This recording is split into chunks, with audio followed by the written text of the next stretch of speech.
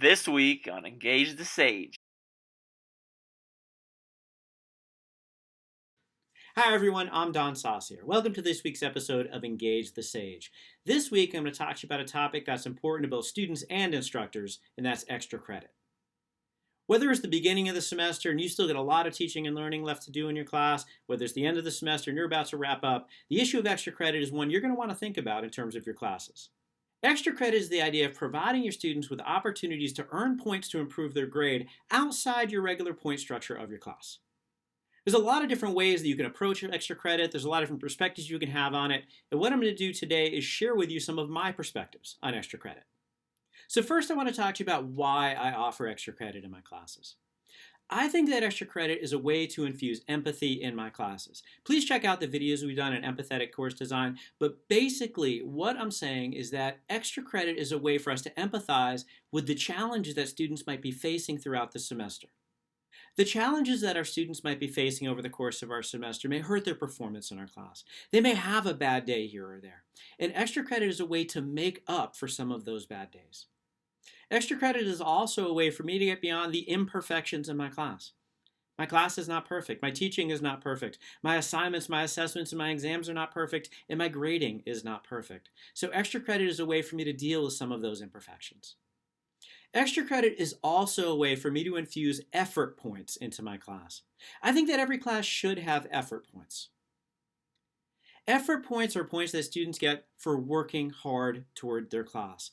Now, these are going to be contrasted with something like those higher stakes assessments like exams or term papers, where the accuracy of their performance is important, maybe a little bit less than the effort. I contrast effort points with accuracy points. Accuracy points are earned when students are doing things correctly. So for instance, a term paper or an exam. The students are getting points for being accurate in their understanding of the information and the knowledge and learning that they demonstrate. Effort points are when students get those points for completion. They've done the assignment the way that it's been constructed, and they get the points for having done so. So extra credit allows me to reinforce effort by my students in the class. Now, that is not to say that I don't have effort points built into the regular course structure, but again, it provides some of the opportunity for correction for some of those other challenges that they might be facing and those imperfections in my class. I also like extra credit opportunities because they allow me to collect information from my students. They allow me to collect information about what they're learning and maybe what they're having trouble learning. They also allow me to collect information about the experiences that they're having in my class.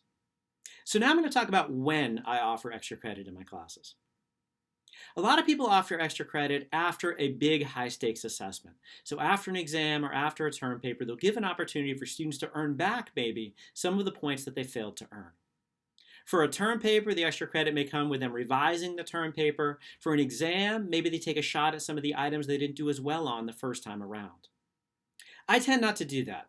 I tend to do extra credit at the end of the semester in my classes. I like to use extra credit at the end because it provides an opportunity for me to know how the class is going.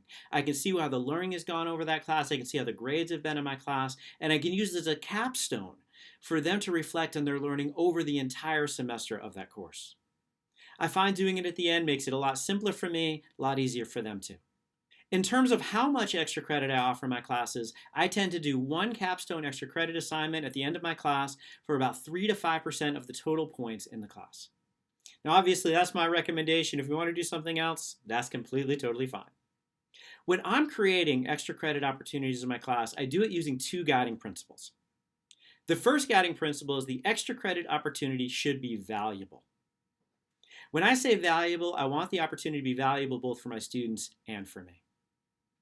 I want this to be relevant to my course. I don't want this to be busy work. I want my students critically thinking about and applying the information that they've learned with me. And I want them to be able to not only demonstrate that learning back to me, but also comment on that learning, comment on the process of that learning and their experience in that learning. I want the extra credit opportunity to be so valuable to my students and to me that I'm excited when they submit it. The second guiding principle I use when I'm creating extra credit opportunities in my class is to make sure that it does not overburden me or my students. Extra credit is extra. It means it was not budgeted into the normal point structure of the class. So my students weren't expecting it, and I wasn't necessarily expecting it. So I do not want to overload them with a really arduous and intense and detailed project, for instance. And I don't want to overload me with having to grade that when it comes back. One of the things you may have heard me say before is that everything that we assign comes back to us. So when I'm creating extra credit opportunities, I make really sure to keep that point in mind.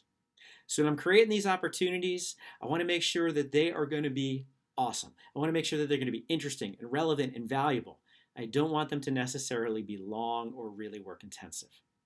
So what I'm going to do now is I'm going to provide you a couple of examples that I've used as extra credit opportunities over the years in my classes.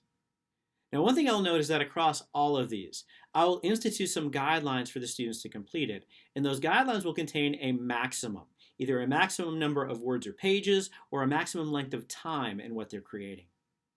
I am a big fan of making sure that what my students are doing are boiled down to their essence. They're streamlined to the most important features of that assignment. And when I'm creating extra credit opportunities, that is even more important. By keeping them short, I'm hopefully making sure that my students are going to come closer to achieving those 4 C's of writing that we've talked about before, making sure that their work is clear, complete, concise, and compelling. By keeping those assignments clear, complete, concise, and compelling, it's going to do a couple of things. It's going to make them hopefully higher quality, making sure that my students are going to be more likely to successfully earn the extra credit. It's also going to keep my grading times down. As I've said, and as you will see, I use my extra credit opportunities to collect information from my students about their experiences in my course. I also use them to get information that I might use in material that I might use in a future iteration of my class, and sometimes I even do it to pilot test new assignments that I'm considering for future semesters. One of my favorite extra credit opportunities in my class is to use relevance assignments. Relevance assignments are when I ask students to find examples in their personal life and their social world of things that demonstrate the theories and contents we've talked about in my class. Maybe I'll ask them to share a personal experience where they saw a theory come to life in their world. Maybe I'll ask them to give me a short video clip. Maybe I'll ask them to find me a meme that demonstrates the content. And what they'll do is they'll show me that they understand that theory by applying it to that example or that meme or that video clip. But they also then will tell me when I can teach that in my class. When would I include it to make that information better for my teaching in that next semester? If I want to be more specific about the kind of material I want my students to kind of suggest for that next iteration of my class, maybe use article summaries as an extra credit opportunity. With article summaries, I ask my students to find a peer-reviewed article from the psychological literature that discusses a concept or a theory in more detail than I went into in that current semester. When they pass in that article summary, not only will they tell me what the article says, but they'll give me a case for why I should include it, what the value of that inclusion would be, and also when I would include it. Another extra credit opportunity that I use a lot is reflections. Reflections are where students get to look at the information over the course of the semester and really consider what they found most interesting, what they found most important, what they found most surprising, what they agreed or disagreed with, and how they might apply that in their life moving forward. So reflections are really good about connecting the information to their experiences both in and beyond my classes. One of the things that you may have seen in a previous video is with those reflections assignments, sometimes I'll ask my students to give themselves homework for life. And what homework for life is an application of the information in my class after my class ends. I don't want my students to purge all of the information that they've learned over the course of the semester with me when that final exam is done or when that semester concludes. I want them thinking, what have I learned that I can use moving forward to make my life and my social world a better place? Another of my favorites is I love top 10 lists. I love for my students to tell me the top 10 moments in the class, the top 10 things they learned in the class, the top 10 ways that they will apply this information after my class. And these can be combined with some of the things I've talked about before, but I really love top 10 lists. They're really easy, they're really concise, and they get students to boil down the content to a very manageable and interesting list to read. And if top 10 lists are too long, you can have them boil it down to a 6-word essay. So write a 6-word essay on what they found most important and valuable in your class that semester. And one of the great things about a lot of these ones that are focused more on their personal experience is they're very gratifying as an instructor to read. You really get to see what students are going to take away that is meaningful to them, and it's wonderful to see that on the page.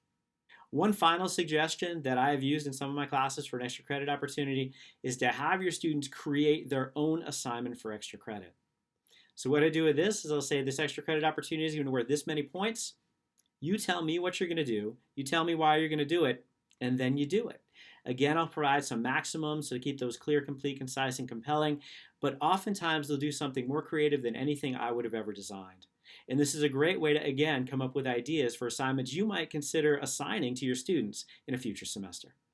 I think anytime we can get our students a creative and autonomous way to demonstrate their learning is a great way to enhance their critical thinking and to get them thinking about our information in more meaningful and significant ways. So I just shared with you some of my perspectives on extra credit and some of the ways that I use extra credit opportunities in my classes. In the comments below, I would love to hear your perspectives on extra credit in your classes and how you create extra credit opportunities for your students. Thank you for watching this episode of Engage the Sage. Please like, subscribe, sign up for notifications, share us on social media, and we'll see you next time on Engage the Sage.